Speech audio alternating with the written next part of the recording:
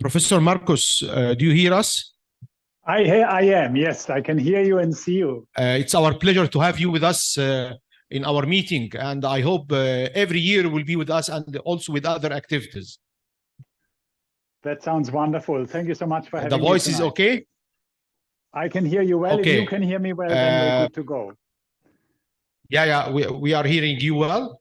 And I will ask you to share your slide after a small introduction. You will give us a very interesting topic about the clinical utility of the renal nerve denervation. Very interesting subject, and it has been subjected to be obsolete, but now coming back to the stage, it's our pleasure to have you. You are actually nephrologists, and you are one of the members of the Australian Hypertension Society, and we are happy to be with us in our meeting. Professor Markus, the floor is you. Thank you so much. And again, a great pleasure to be here. I would have loved to be in Egypt in person, wonderful country. I've traveled through Egypt just after I finished high school, so I've got very, very nice memories. So thanks again for having me. It's a great pleasure to talk about an interventional approach, which was really quite novel in the area of hypertension. And I've had the opportunity just to listen to the previous presentation, very nicely summarizing the pharmacotherapy and all the wonderful tools we have. But I think there's certainly a place for interventional approaches. And this is the case I would like to make today by talking about the clinical utility of renal denervation. As we all know, hypertension remains the global preventable and leading risk factor for cardiovascular death, ranking way before other risk factors, which we all try to target, of course, but it is responsible for around 11 million deaths every year. And if we look at the prevalence across the globe, in most countries, around a third of the adult population suffers from elevated blood pressure. And it is in Australia, at least, the most common reason why patients seek advice from their general practitioners. We also know very well how effective blood pressure lowering therapy can be. A 10 millimeter mercury systolic blood pressure reduction has been associated with around 20% relative risk reduction for major cardiovascular events and 13% reduction in all-cause mortality. And we know very well that particularly those consequences that are strongly dependent on blood pressure, such as stroke, heart failure, receive particularly benefit from blood pressure lowering. If we look at the trends and tendencies across the globe, unfortunately, it's not a nice picture. In fact, there's an increase in the prevalence, and most worryingly, the number of people who are actually treated or is actually non-treated is increasing, and only in a small proportion do we actually reach target blood pressure levels. And that means there's still plenty of patients who remain at high risk. Obviously, and as we heard already, we have excellent pharmacotherapy to target blood pressure and, depending on comorbidities, use the drugs that are most suited. So this is a wonderful armamentarium to help to improve blood pressure. Yet we know that non-adherence with prescribed medication is clearly a big issue, the elephant in the room, if you wish. And of course, more medication is not necessarily a recipe to improve adherence. In fact, in the context of resistant hypertension in the early days of renal denervation, a number of studies were initiated to assess the prevalence of non-adherence. And what you see here is a number of studies, all of which used either urine or blood samples to assess metabolites of prescribed antihypertensive drugs. And you see in the dark blue bars the percentage of patients who had total non-adherence. In other words, They were prescribed 3, 4, 5 drugs, but there wasn't detection of any of those drugs in the urine. And around 44% had partial non-adherence, indicating they took some, but not all of the drugs. So a lot of patients do not tolerate or do not want to take polypharmacy, and that's something I think we have to take into account. Along those lines, we also know very well that the number of pills, so the number of pills is directly associated with the level of non-adherence, and the more pills we need, the higher the likelihood of non-adherence. Hence, we need alternative approaches. And as a big believer in the important role of the sympathetic nervous system, and we heard about it just before as well, I think targeting the sympathetic nerves, and perhaps particularly the renal sympathetic nerves, which once activated by central regulatory centers, mediates 3 major mechanisms through which blood pressure is increased, and that is sodium retention, it is vasoconstriction, and it is renin release. And wouldn't it make great sense to try to target these afferent and efferent signaling in order to reduce blood pressure via those 3 established mechanisms? And indeed,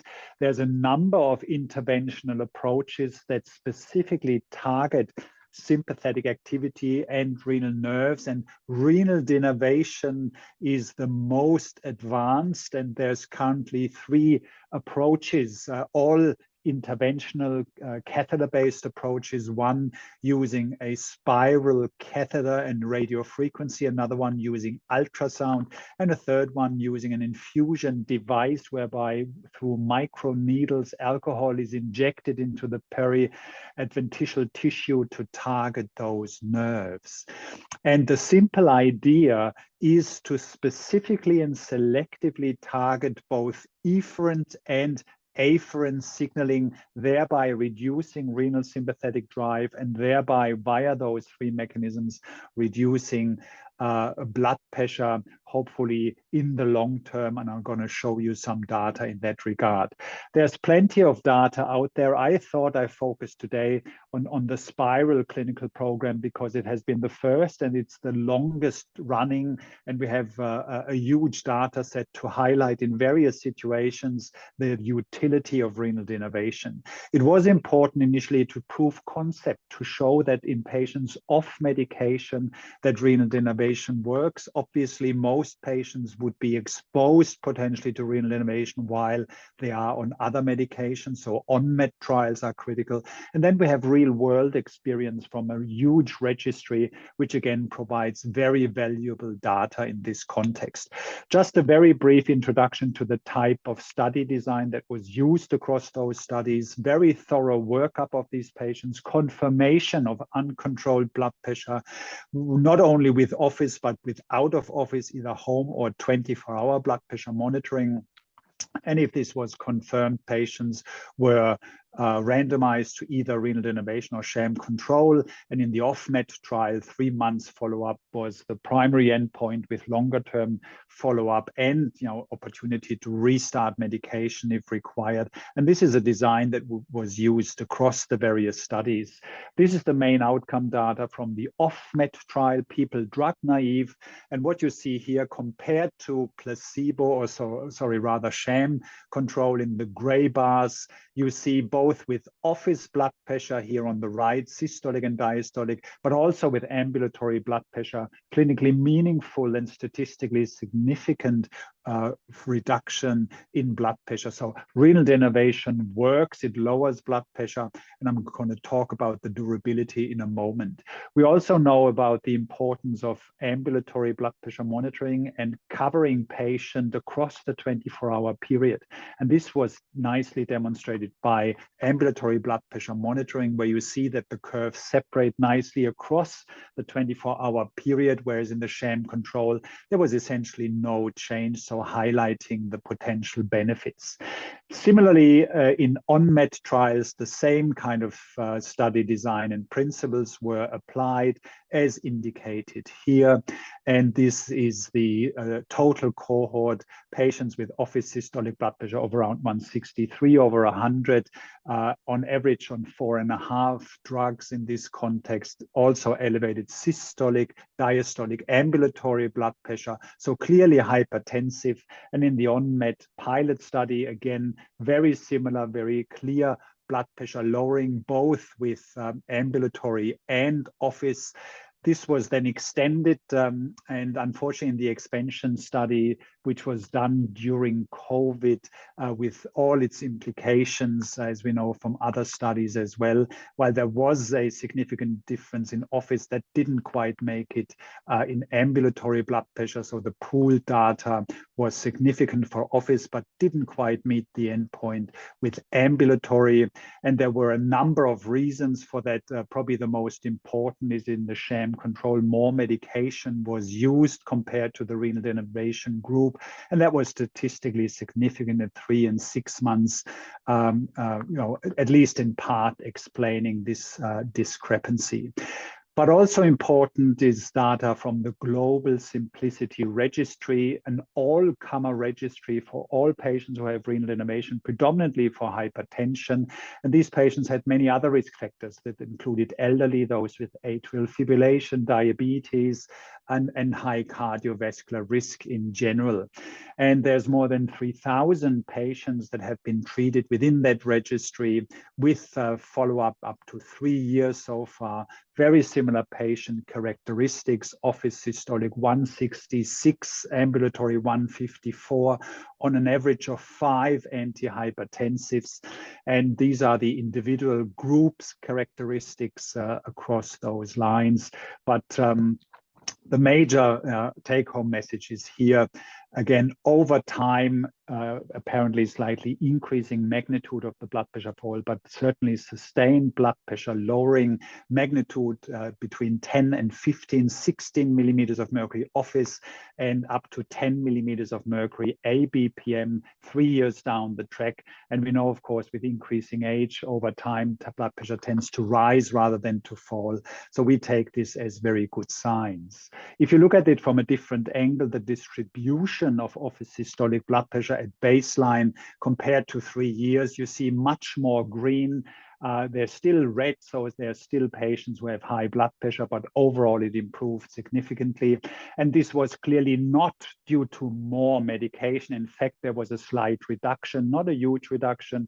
We would say that essentially they were still on the same medication, but significantly improved blood pressure control. As we know, there's a number of medications being used, but it doesn't really matter whether they're on 1, 2, 3, or 4 or 5. The response to renal denervation appears to be very similar. And as we've all learned, aldosterone antagonists currently considered as the 4th line therapy. Whether patients are or are not on aldosterone antagonists, the response to renal denervation seemed very similar. So the message there is it's an excellent add-on therapy to whatever concomitant antihypertensive pharmacotherapy the patients may be on.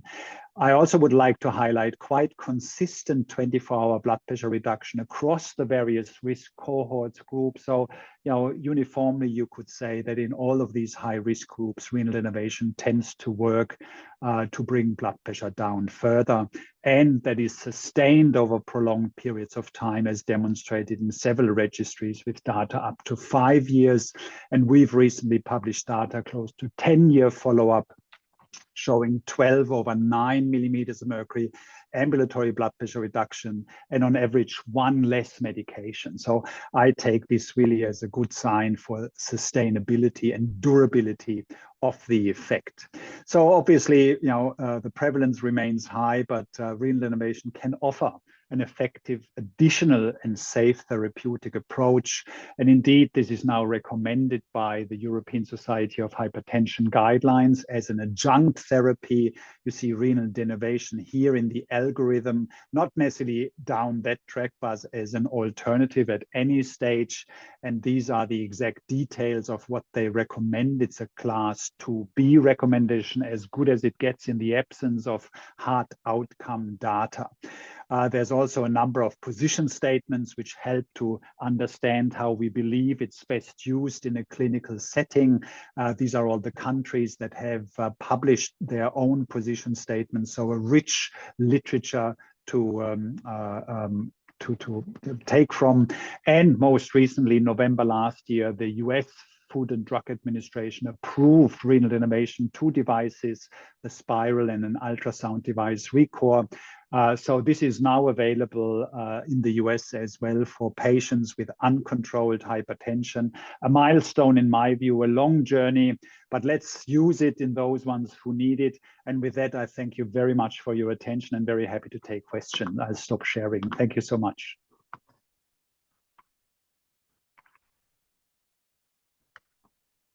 Thank you, Dr. Markus, for this elegant talk and for this technique, which maybe reduce the medication burden on the long run. I would like to ask you one question. If there is a presence of need to second or to do another or second denervation, the patient may need more than one denervation, or only one can cover his need. And this is an excellent. This is an excellent question, and very initially there was concern, and we know that nerves, these sympathetic nerves, have the capacity to regrow to some extent, and you could then argue, well, over time, the blood pressure may rise again. This is certainly not the clinical experience, and we also have quite a lot of animal data to indicate that the current techniques that we have available, which essentially guarantee a circumferential ablation pattern and really destroying essentially the sheaths around the nerve such that regrowth, while perhaps occurring anatomically, is not functional. And all the clinical data and the animal data that is available indicates you only need a one-off procedure. And in the vast majority of patients, there should not be the need for a repeat of renal denervation, given their efficacy in terms of achieving a circumferential ablation pattern. The second question about the medication. Can we block or improve the medication completely, or we gradually withdraw the medication? So again, excellent question. Our approach usually is the main goal of therapy is obviously to control the patient's blood pressure. And as you've seen from the data, usually renal denervation is not necessarily a therapy to abandon concomitant pharmacotherapy. Our approach is, once we have reached guideline recommended target blood pressure levels, or if patients experience dizziness or signs of orthostatic hypotension, we're of course happy to reduce the medication. We start with those ones that are perhaps not backed as much by guidelines, or those that may cause some side effects. But again, in the majority of patients, they will have to remain on their existing therapy, but quite frequently we can perhaps reduce 1 or 2 medications, which patients appreciate very much.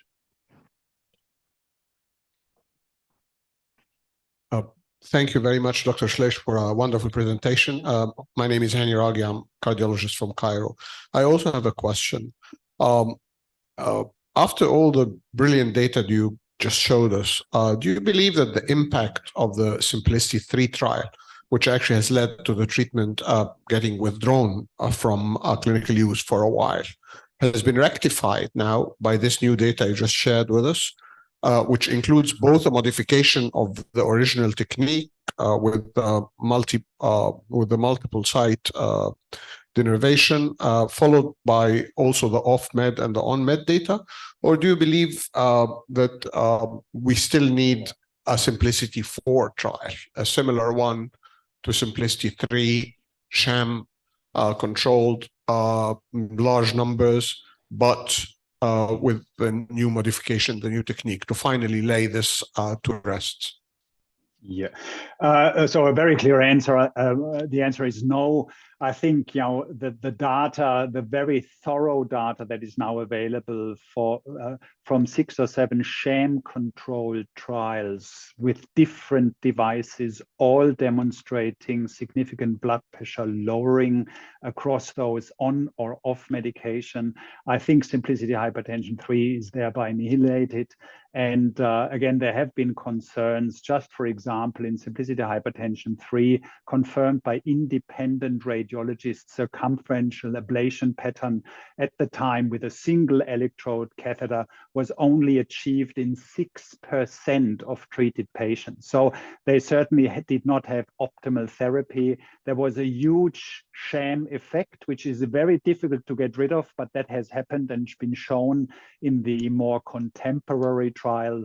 So I think that this has been rectified, and the fact, of course, that the European Society of Hypertension guidelines, which are completely based on currently available evidence, recommend renal denervation as an alternative approach to lower blood pressure, I think lends a lot of credibility to the studies that have been made available. So I don't think we need many more, but we still want to optimize and select the right patients, make sure they're properly followed up, and now implement that into our natural clinical kind of routine. Thank you very much. I agree. We have a question from the audience, Professor Schlaich. Thank you very much, Professor Markus. My name is Dr. Wafi. I'm consultant cardiologist. I have seen that from your data, there is an improvement after 3 to 5 years, more reduction in the blood pressure. I can't find an explanation for that after denervation. And the second question is a certain group of patients that you have chosen to put them on renal denervation, or you can be applied to all resistant hypertensive patients. Thank you. Excellent questions, indeed.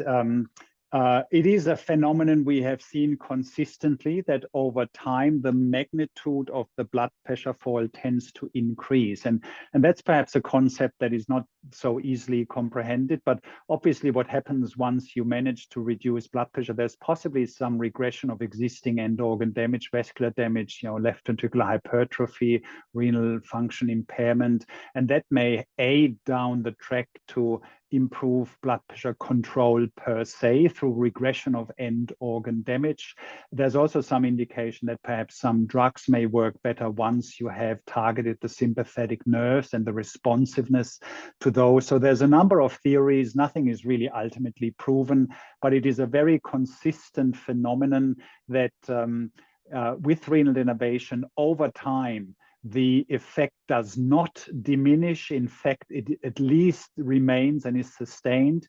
But in many patients, we tend to see that it comes down further without, on the other side, causing any hypotension or other complications for that matter. So that's a general very, very good news. Sorry, the second question was sorry, can you just remind me of the special second group of patients? Oh, yes, of course. Patient selection. Yes, thank you. So obviously we had put a lot of thought into, when these studies were designed, what may be the optimal patient. And I would say it's those ones who have an activated sympathetic nervous system. And these are very commonly patients with chronic kidney disease, patients with diabetes, obese patients, patients with hypertension, resistant hypertension specifically. And this is why I showed those subgroups. The message, though, is truly across all those high-risk cohorts, renal denervation on top of whatever therapy has already been put in place seems to help and work. And there was some indication that perhaps renal denervation doesn't work that well in patients with isolated systolic hypertension characterized by stiff arteries. And pathophysiologically, of course, it would make sense that a therapy that is aimed at reducing sympathetic nerve traffic may not be as effective because the arteries are quite stiff. And that is perhaps true in the first year or so, but down the track we see quite similar reductions. So I think that also, substantiates the idea that regression of organ damage may help to bring those blood pressures down in the longer term with an increased magnitude of the blood pressure fall.